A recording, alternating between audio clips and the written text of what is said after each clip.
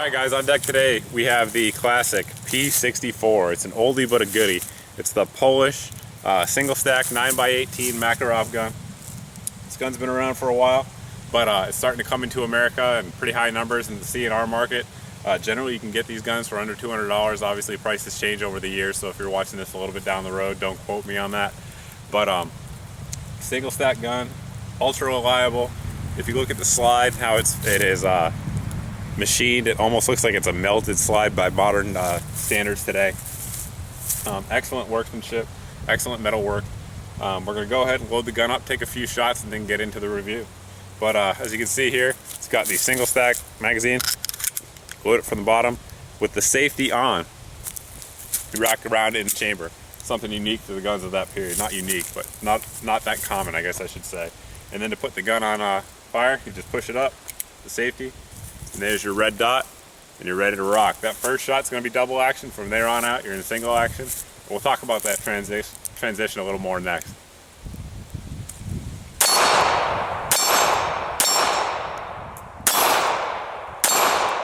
We'll go ahead and show you how to field strip the pistol like we always do. What you see here is a heel mag release. Go ahead and release that. Take your magazine out. I always want to inspect the chamber, make sure there's no rounds in there, and go ahead and look in.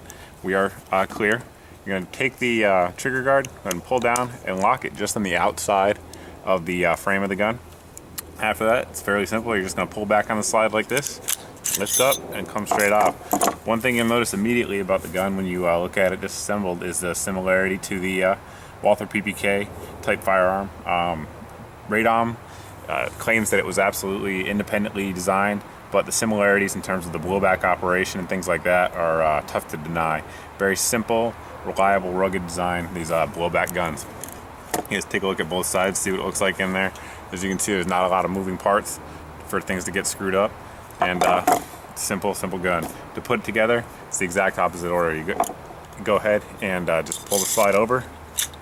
You're just going to pull back on it, get it down so the slide's parallel with the rails, and take your trigger guard, put it back in place, magazine in, you're good to go. While we're at it, one thing you notice here is the hammer is all the way back. It's a double action, single action gun. I should mention that. And it does have a decocker. The decocker is actually the safety lever, so in order to decock it, you're going to operate it just like you were going to go ahead and put it on safe. Just go ahead and push down, and you're back into double action. Right now you're on safe. As you can see, the trigger is completely disconnected. It will not function whatsoever. Go ahead and put it back on fire and go straight into double action mode. Slide goes back. Oops, struck the magazine, my bad. Goes forward, you're in single action mode, and you got that nice light single action trigger. Guys, we're going to go ahead and give you a brief history lesson here of the P-64 pistol. Poland was using the Decocker pistols like many of the combat countries were at the time. Back in the 50s, when a group of Polish army officers decided to fix it and replace it with a new gun. So they all worked together on the design of this gun. There was two different designs that were put forward for testing to the Polish Defense Ministry. One was the M version and one was the W version. The W version had a little longer barrel, also had a 7-round magazine. As I'm saying that, you probably guessed that one didn't get selected.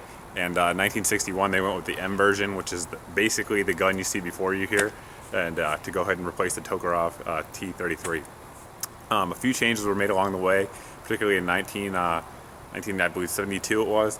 They went ahead and changed out some of the trigger internals and also gave it a larger bobbed hammer so that way you could operate it with your thumb if you chose to do so.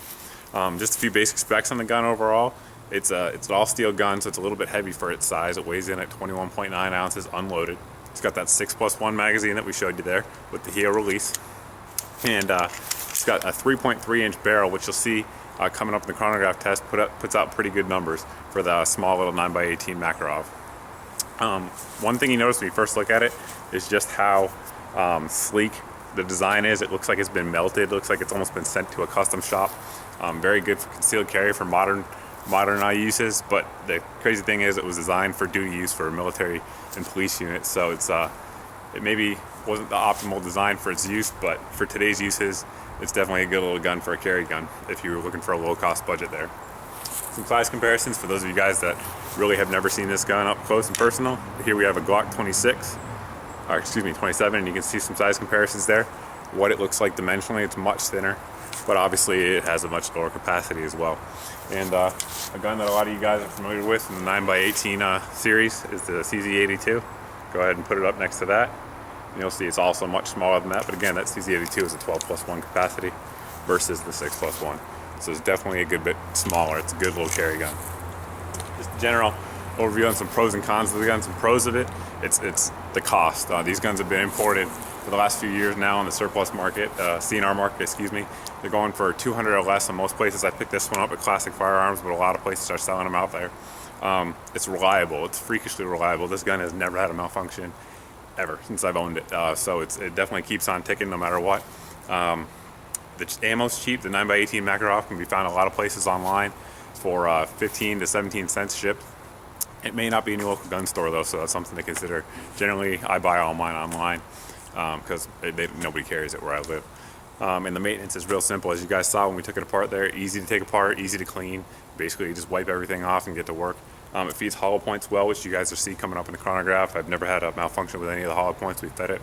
So for a gun this old, that's not always the case, so that's a good thing. Some of the cons. As you can see there, the grip is real thin.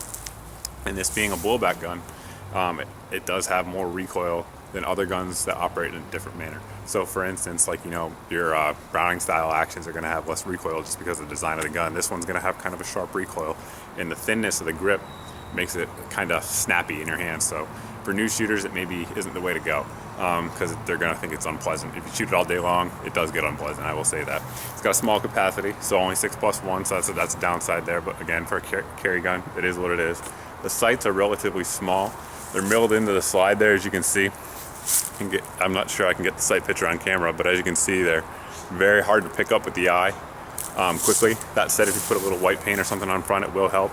A note on the sights though, while we have it out, as you can see the milling here, the anti-reflective milling on the slide. It's a nice touch for a military gun. A lot of military guns don't have that, and it's a big upgrade on even high-end 1911. So it's a nice touch there.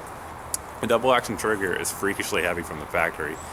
The specs that you'll see online for it is that it comes from the factory at a 25 to 27 pound pull. Well, I can tell you this particular gun, when I got it, I thought it was broken because the trigger was so heavy. I literally was thinking that there was something stuck in the trigger mechanism because it had to, I'm not exaggerating, be a 35 pound pull or higher. It was ridiculous. It was the craziest thing I've ever seen. And I've seen a lot of guns in my day. But I took the pistol apart and went ahead and cleaned out the trigger mechanism and also replaced the hammer spring. This one has a 20 pound hammer spring in it now from Wolf Springs, and to make sure the timing stayed the same, I went ahead and replaced the recoil spring with a 22 pound spring.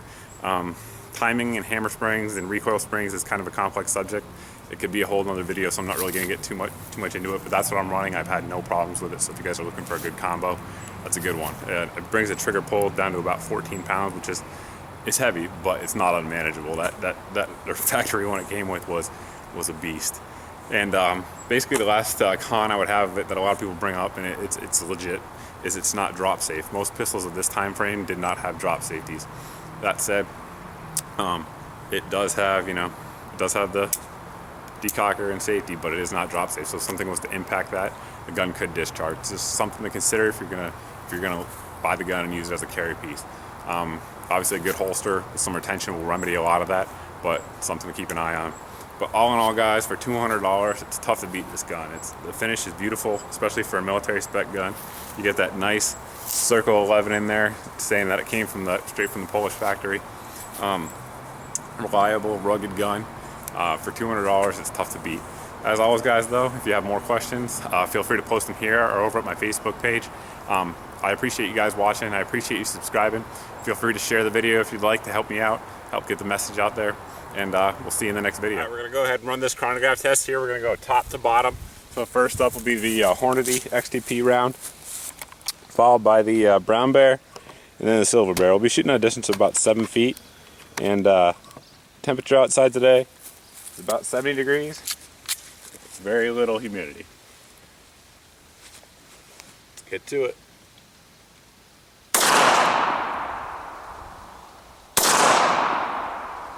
Brown Bear is up next.